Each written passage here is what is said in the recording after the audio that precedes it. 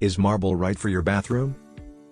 Dear friends, marble has been used in homes for centuries but has recently increased in popularity, especially in bathroom design. While adding marble to a bathroom or doing an entire bathroom in marble will undoubtedly add aesthetic appeal and raise the home's value and marketability a bit, there are downsides to choosing this classic natural stone to use in a bathroom. Here are the pros and cons of working with marble.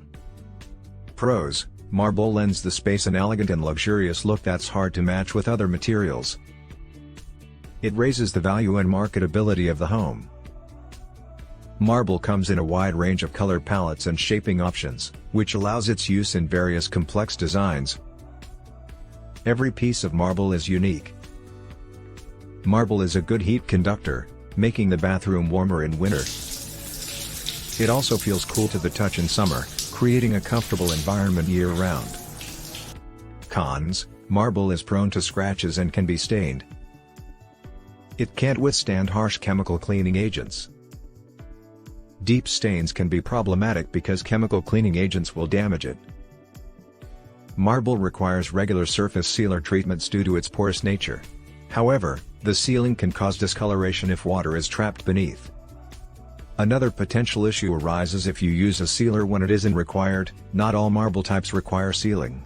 In such cases, the sealer can harm the surface. To retain the beauty and sheen, marble floors need professional cleaning treatments every 6 to 8 months. Marble is slippery, so older people and children need to exercise caution when walking on a marble floor or bathing in a marble shower. High-quality marble is expensive and can be difficult to source.